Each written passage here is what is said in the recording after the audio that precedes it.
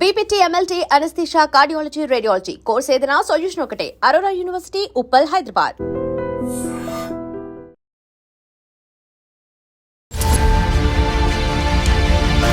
ఈ ఇయర్ నుంచి మీరు హెల్త్ సైన్సెస్ అనేది కూడా స్టార్ట్ చేయడానికి ద మెయిన్ రీజన్ ఏంటి? ఇప్పుడు ఎంబీబీఎస్ తర్వాత స్టూడెంట్ చూపు అలీడ్ హెల్త్ సైన్సెస్ వైపు పడింది. BSc MLT, bachelor of physiotherapy, master of physiotherapy, radiology and imaging technology, cardiovascular technology, forensic science తదితర కోర్సులు పెట్టాము. ఇప్పుడు ఎంబీబీఎస్ చేసిన వాళ్ళు ఏంటంటే ఎంబీబీఎస్ 6 years చదవాలి. వీళ్ళు జస్ట్ 4 years తర్వాత 2 years పీజీ చేసుకొని పిహెచ్డీ చేస్తే సైంటిస్ట్ అయిపోవచ్చు. ఇండియాలో కాకుండా ఇంటర్నేషనల్ ఆపర్చునిటీస్ కూడా చాలా ఎక్కువ. కరికులంలో ఏమైనా మార్పులు కానీ ఏమైనా చేశారా లేకపోతే ఎలా? సిలబస్లో health care, IT, health care, AI, robotics ఇవన్నీ కూడా ప్రవేశపెట్టడం జరిగింది. ఈ ప్రాజెక్ట్ బేస్డ్ లెర్నింగ్ తోటి వీళ్ళను ఒక ఎంటర్ప్రెన్యూర్స్గా తయారు చేయడం అనేది మా యూనివర్సిటీ ముఖ్య ఉద్దేశం. ప్లేస్మెంట్స్ పరంగా అనేది కూడా మీరు ఎలాంటి?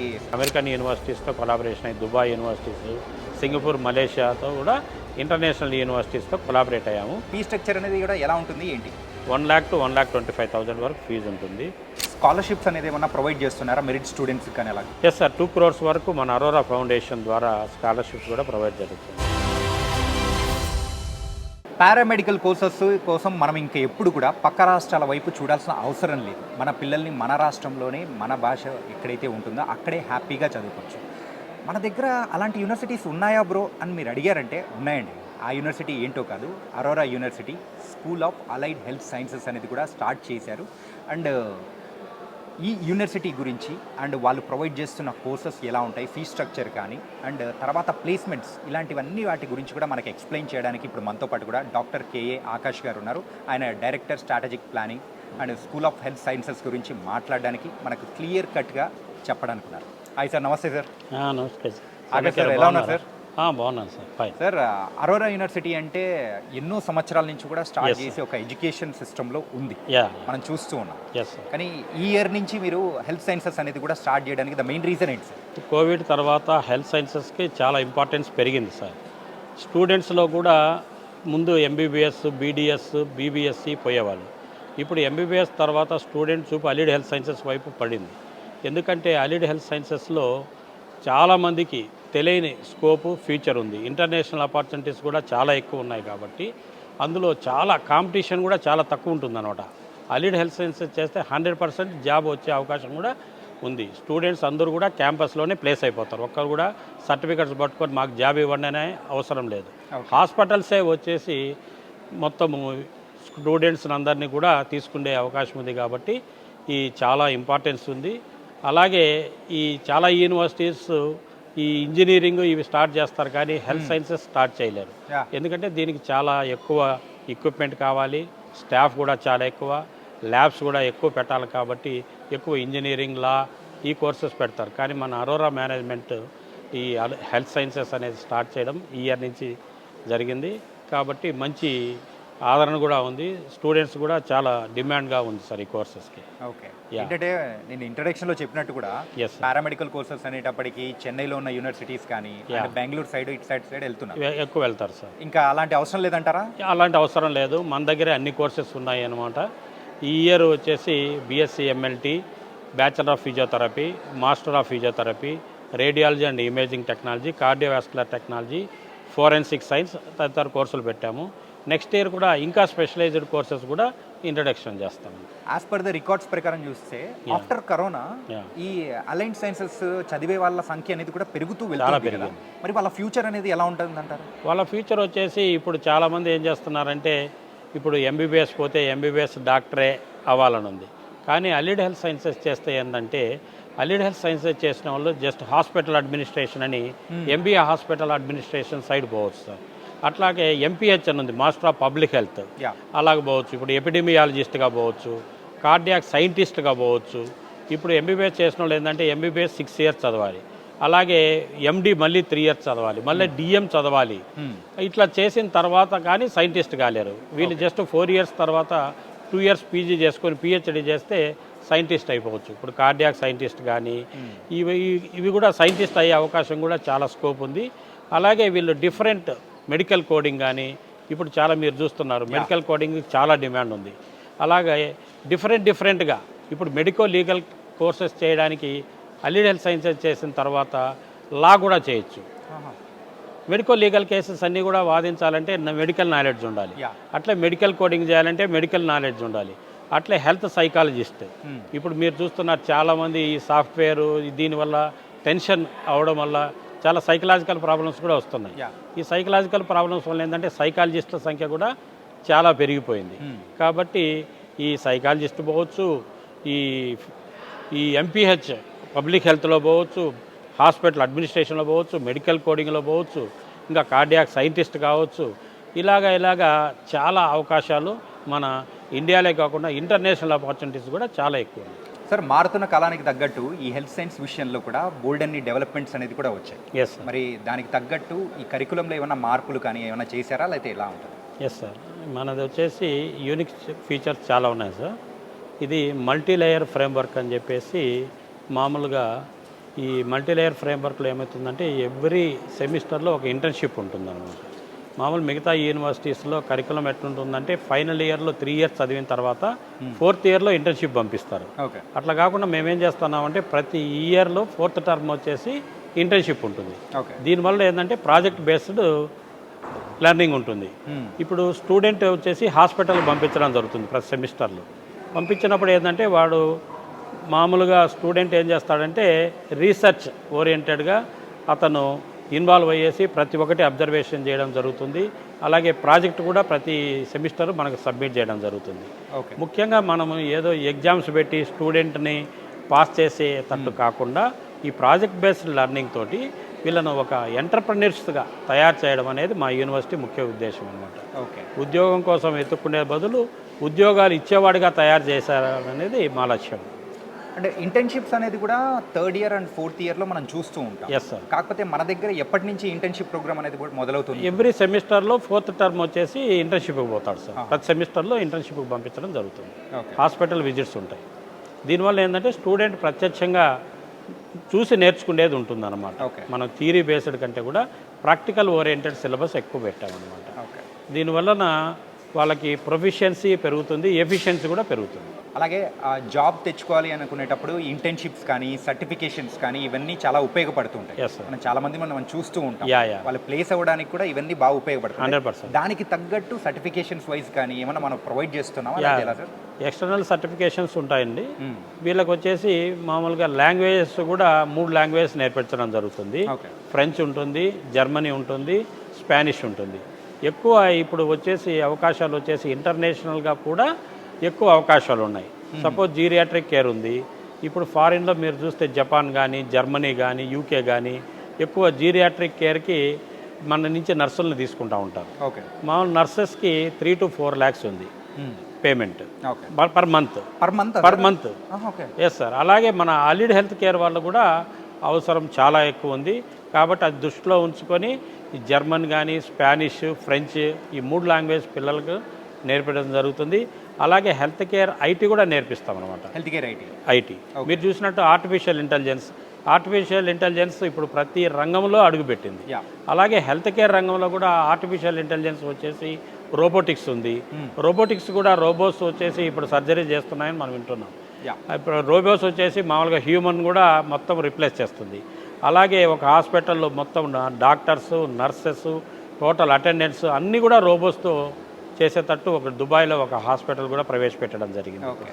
కాబట్టి ఇప్పుడు హెల్త్ కేర్ ఐటీ కూడా చాలా ప్రాముఖ్యత వహిస్తుంది. కాబట్టి మా సిలబస్లో health care IT, health care AI, robotics ఇవన్నీ కూడా ప్రవేశపెట్టడం జరిగింది సార్.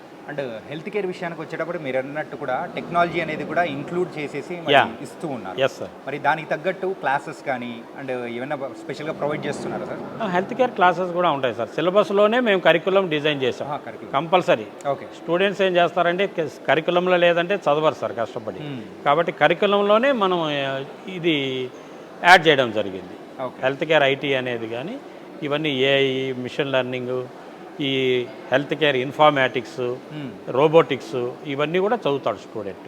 అంటే ఇవన్నీ చదివినప్పుడు హెల్త్ కేర్తో పాటు ఐటీ రంగంలో పోయే అవకాశాలు కూడా చాలా ఎక్కువ ఉన్నాయి. ఇందాక మీరు చెప్పినట్టు కూడా ఫ్రెంచ్, స్పానిష్, జర్మనీ ఇట్లాంటి లాంగ్వేజెస్ అనేది కూడా నేర్పిస్తూ ఉన్నారు చెప్పేసి అంటున్నారు.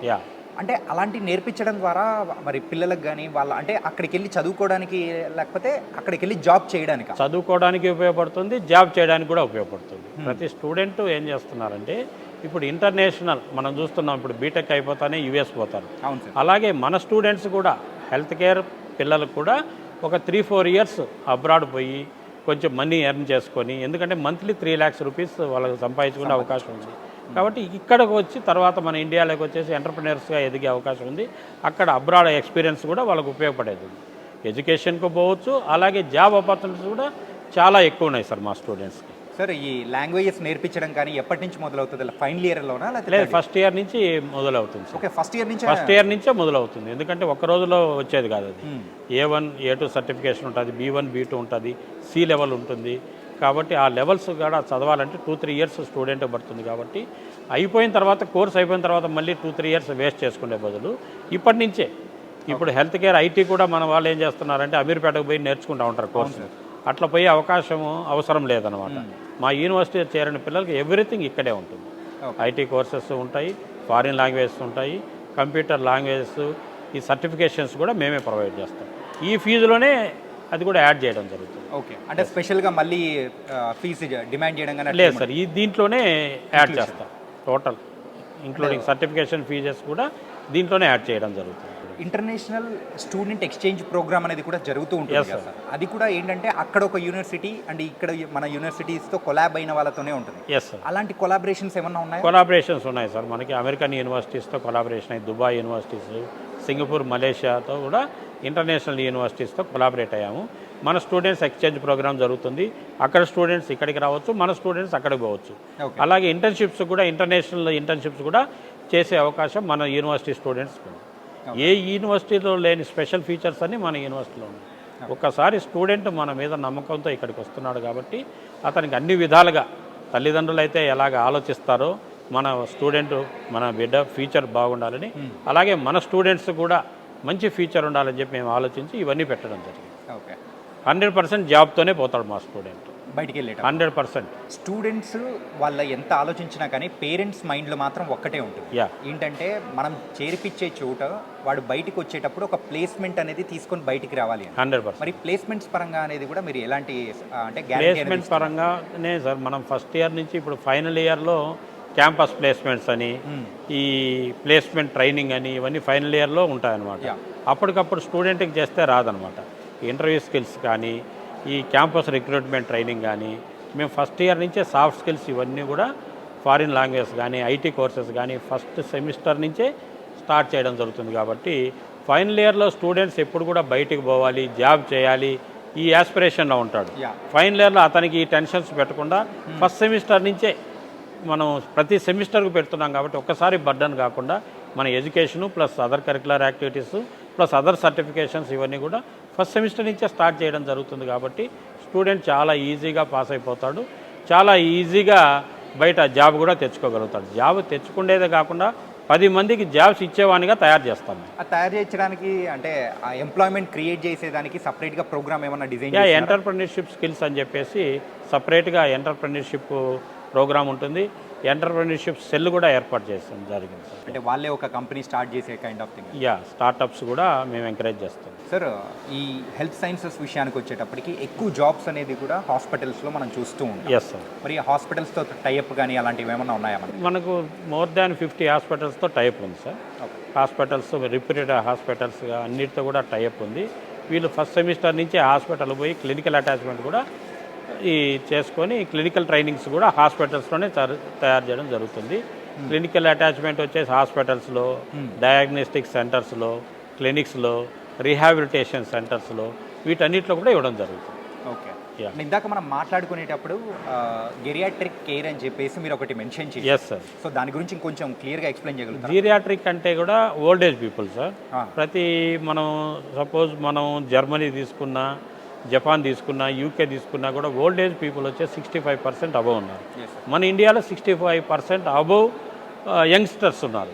కాబట్టి మన ఇండియన్స్కి వచ్చేసి హార్డ్ వర్కింగ్, ట్రస్ట్ వర్తినెస్ ఎక్కువ అనమాట. కాబట్టి అబ్రాడ్లో కూడా మన వారికే compare to other countries, Philippines, Nepal వీటన్నిటికంటే కూడా మన ఇండియన్స్కే ఎక్కువ ప్రిఫరెన్స్ ఉంటుంది. Hard workers, trust worthy people కాబట్టి మన వాళ్ళు బయటికి పోయి ఎక్కువ హార్డ్ వర్క్ చేసేసి ట్రస్ట్ వర్తినెస్గా ఉండి ఎక్కువ డబ్బు సంపాదించుకునే అవకాశం ఉంది. ఎక్కువ జాబ్ ఆపర్చునిటీస్ కూడా హయ్యెస్ట్ పెయిడ్ శాలరీస్తో ఉన్నాయి కాబట్టి ఈ జీరియాట్రిక్ కేర్లో కూడా చాలా అవకాశాలు మన హెల్త్ కేర్ పీపుల్కి ఉన్నాయి. అండ్ మనం ప్రొవైడ్ చేస్తున్న కోర్సెస్లలో Yes. సుమారు డిఫరెంట్ టైప్స్ ఆఫ్ కోర్సెస్, సుమారు 9 టైప్స్ ఆఫ్ కోర్సెస్ అనేది కూడా ప్రొవైడ్ చేస్తున్నాం. Yes sir. సో పీపుల్ అనేవాళ్ళు కూడా ఎక్కువగా ఎటు సైడ్కి అనేది వాళ్ళు అంటే మొగ్గు చూపుతున్నారు అనుకోవచ్చు. మనం ఇప్పుడు ప్రస్తుతానికి మనం స్టార్ట్ చేసిన కోర్సెస్ అన్నీ కూడా డిమాండెడ్ కోర్సులే. ఓకే. ఇప్పుడు ఫిజియోథెరపీ కోర్స్ వచ్చేసి ప్రతి ఒక్కరూ ఇప్పుడు మనం చూస్తున్నాం. రిహాబిలిటేషన్ కానీ, యాక్సిడెంటల్ కేసులో కానీ, హార్ట్ ఆపరేషన్ తర్వాత కూడా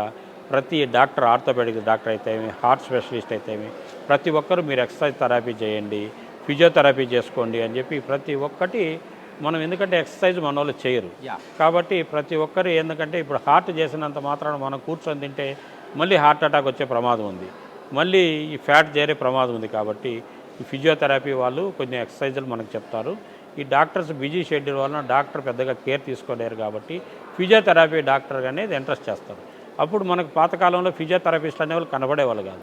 ఇప్పుడు ప్రతి హాస్పిటల్స్లో ఫిజియోథెరపిస్టులు ఉన్నారు. అలాగే ఎంఎల్టీ ఉంది, మెడికల్ ల్యాబ్ టెక్నాలజీ ఉంది. మెడికల్ ల్యాబ్ టెక్నాలజీ వచ్చేసి డయాగ్నోస్టిక్ లేనిది ముందుకు పోదు. ప్రతి ఒక్క డాక్టర్కి డయాగ్నోస్టిక్ రిపోర్ట్ చూసి ఫస్ట్ పోతేనే డాక్టర్ చూసేసి టెస్టులు రాస్తాడు. టెస్టులు రాసిన తర్వాత టెస్ట్ చేసుకున్న పోయిన తర్వాతనే దాన్ని బేస్ చేసుకొని ట్రీట్మెంట్ ఇస్తాడు. కాబట్టి బీఎస్సీ మెడికల్ ల్యాబ్ టెక్నాలజీ కూడా విపరీతమైన డిమాండ్ ఉంది. అట్లే మన దగ్గర BSc radiology and imaging technology ఉంది. బీఎస్సీ రేడియాలజీ అండ్ ఇమేజింగ్ టెక్నాలజీలో ఈ సిటీ స్కాన్ కానీ, ఎక్స్రే కానీ, ఇవన్నీ కూడా అల్ట్రాసౌండ్ కానీ ఇవన్నీ కూడా రేడియాలజీ వాళ్ళు చేస్తారు. ఇమేజింగ్ టెక్నాలజీ అంటే అది ఉందన్నమాట. అట్లాగే ఫోరెన్సిక్ సైన్స్, ఇప్పుడు సైబర్ ఫోరెన్సిక్స్ కానీ, సైబర్ నేరాలు కానీ, ఇవన్నీ డెడ్ బాడీస్ని కానీ, ఎప్పుడు యాక్సిడెంట్ జరిగింది, ఎప్పుడు ఏదన్నా డెత్ కేసెస్ కానీ, డెత్ మిస్టరీస్ కానీ ఛేదించాలంటే ఫోరెన్సిక్ సైన్స్ అనేది ఇంపార్టెంట్ అనమాట. అలాగే కార్డియోవాస్కులర్ టెక్నాలజీ ఉంది, హార్ట్ ఆపరేషన్ చేస్తాడు. డాక్టర్కి సహకరించాలంటే కార్డియోవాస్కులర్ టెక్నాలజిస్ట్ ఉండాలి. హార్ట్ ఆపరేషన్లో కానీ డాక్టర్ ఒక్కడే చేయలేదు కాబట్టి కార్డియోవాస్కులర్ టెక్నాలజీ కూడా విపరీతమైన డిమాండ్ ఉంది. ఇవన్నీ కూడా డిమాండెడ్ కోర్సులు మంది. ఫోరెన్సిక్ సైన్స్ కానీ, ఫిజియోథెరపీ కానీ, కార్డియోవాస్కులర్ టెక్నాలజీ కానీ, మెడికల్ ల్యాబ్ టెక్నాలజీ, రేడియాలజీ కానీ, ఇవన్నీ కూడా హైలీ డిమాండెడ్ కోర్సెస్ కాబట్టి మన స్టూడెంట్కి 100% జాబ్ 100% వస్తుంది. పేరెంట్స్ ఎవరైనా కానీ ఇటు సైడ్ జాయిన్ చేయించేటప్పుడు మన ఫీ స్ట్రక్చర్ విషయంలో కొంచెం భయపడుతూ ఉంటాం. అరే యూనివర్సిటీ గురించి ఇన్ని ఫీచర్స్ చెప్తూ ఉన్నారు, అంటే అడ్వాన్స్డ్గా కూడా ఇన్ని టెక్నాలజీస్ అనేది కూడా ఉన్నాయి, డిఫరెంట్గా మరి చదువు అనేది కూడా ప్రొవైడ్ చేస్తున్నారు అనుకున్నప్పుడు మరి అలా మరి పేరెంట్స్ మైండ్లో ఉండేది ఫీ స్ట్రక్చర్, ఫీ స్ట్రక్చర్ అనేది కూడా ఎలా ఉంటుంది ఏంటి? ఫీ స్ట్రక్చర్ వచ్చేసి మన దగ్గర చాలా తక్కువ సార్. ఇప్పుడు 1 lakh నుంచి ఉంటాయన్నమాట. 1 lakh to 1,25,000 వరకు ఫీజు ఉంటుంది. మిగతా రాష్ట్రాల్లో మనం బెంగళూరు ఇక్కడంతా చూస్తే 4-5 lakhs డొనేషన్ కూడా నడుస్తుంది. మన దగ్గర డొనేషన్ అయితే ఏం లేదు. Middle class, lower middle class వాళ్ళు ఆఫర్ చేసుకునే విధంగా కూడా ఫీజెస్ పెట్టడం జరిగింది. మనీ మోటివ్తో కాకుండా సర్వీస్ మోటివ్తో ముందుకు వెళ్ళాలనే ఉద్దేశంతో అరోరా ఫౌండేషన్ వాళ్ళు కొంత స్కాలర్షిప్స్ కూడా స్టూడెంట్స్కు ఏర్పాటు చేస్తున్నారు. కాబట్టి మన రాష్ట్రంలో ఉండే యూనివర్సిటీస్లో ఒక మంచి సదుద్దేశంతో స్టార్ట్ చేయబడ్డ యూనివర్సిటీ కాబట్టి మన చైర్మన్ రమేష్ గారు కూడా ఈ ఓన్లీ మనీ మోటివ్తో కాకుండా సర్వీస్ మోటివ్తో ఈ యూనివర్సిటీ పెట్టి స్కాలర్షిప్స్ అందజేయడం జరుగుతుంది. అలాగే అడ్వాన్స్డ్ టెక్నాలజీస్తో మనం చూడబోతే మీరు వైస్ ఛాన్సలర్ మేడం చెప్పినట్టు ఇప్పుడు ఈ ప్రాజెక్ట్ బేస్డ్ కానీ ఈ సెమిస్టర్ సిస్టంతో ఈ యూనివర్సిటీ ముందుకు సాగుతుంది కాబట్టి స్టూడెంట్స్కు చాలా ఉజ్వల భవిష్యత్తు ఉంటుంది.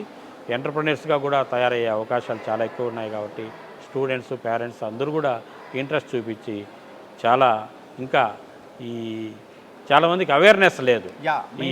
ఈ అవేర్నెస్ ప్రోగ్రామ్స్ కూడా కండక్ట్ చేయడం జరుగుతుంది. మన స్టేట్లో ఇటువంటి మంచి కోర్సులు ఉన్నాయని చెప్పేసి అవేర్నెస్ ప్రోగ్రామ్స్ కూడా కండక్ట్ చేసి ఇంకా ఈ సిస్టమ్ను అభివృద్ధి చేయాలని కోరుతున్నాను. స్కాలర్షిప్స్ అనేది ఏమన్నా ప్రొవైడ్ చేస్తున్నారా మెరిట్ స్టూడెంట్స్కి కానీ? అలాగే ఎస్ సార్, 2 crores వరకు మన అరోరా ఫౌండేషన్ ద్వారా స్కాలర్షిప్స్ కూడా ప్రొవైడ్ జరుగుతుంది. మెరిట్ స్టూడెంట్స్కి 100% స్కాలర్షిప్స్ కూడా ఇస్తున్నాం అనమాట. బాగా మెరిటోరియస్ ఉంటే వాళ్ళకి ఎంకరేజ్ చేయాలని చెప్పేసి 2 crores వరకు స్కాలర్షిప్స్ కూడా జరుగుతుంది. ఫైనల్ క్వశ్చన్ సార్, ఎవరైనా కానీ అరోరా యూనివర్సిటీ అలైడ్ హెల్త్ సైన్సెస్లో జాయిన్ అవ్వాలి అని అనుకుంటే, ఎందుకు జాయిన్ అవ్వాలి అని అనుకున్నప్పుడు మీరు చెప్పే ఆన్సర్ ఏంటి? ఎందుకు జాయిన్ కావాలంటే ప్రతి ఒక్క స్టూడెంటు కోరుకునేది ఫ్యూచర్. యా, ఈ ఫ్యూచర్ నేను ఇప్పుడు చెప్పిన వాటిలంతా కూడా ఫ్యూచర్ అయితే అద్భుతంగా ఉంది. 100% జాబ్ గ్యారంటీ ఉంది. జాబ్ గ్యారంటీ కాకుండా మన స్టూడెంట్ని ఎంటర్ప్రినర్గా కూడా మేము తయారు చేస్తున్నాం. కాబట్టి ఇంతకంటే మంచి అవకాశాలు వేరే కోర్సెస్లో లేవు. నేను ఛాలెంజ్ చేస్తున్నా, మన స్టూడెంట్ ఒక డాక్టర్, ఎంబీబీఎస్ చదివిన డాక్టర్ ఎంత సంపాదించి ఎంత పురోగతి సాధిస్తాడో అంతకంటే ఎక్కువగా మన అలీడ్ హెల్త్ సైన్సెస్ స్టూడెంట్స్ కూడా ముందుకు సాగుతారని చెప్పేసి నేను ఆశిస్తున్నాను. Thank you so much Akash గారు. Yes, sir. ఏంటంటే మన తెలుగు రాష్ట్రాల్లో ఉన్న పేరెంట్స్ చాలా మందికి కూడా ఎస్ సార్, వేరే రాష్ట్రాలకు వెళ్ళిపోతూ ఉంటారు. Yeah. కానీ అలాంటి వెళ్ళాల్సిన అవసరం లేదు అని చెప్పేసి ఆ Correct, ఉద్దేశంతో మీరు స్టార్ట్ 100%. చాలా హ్యాపీ అనిపిస్తుంది. Thank you sir, thank you so much. Thank you sir.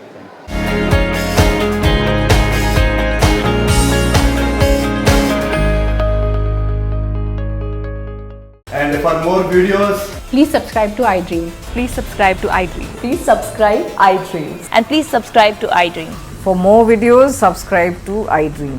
please like, share, and subscribe to the channel. Congratulations, iDream. Subscribe to iDream.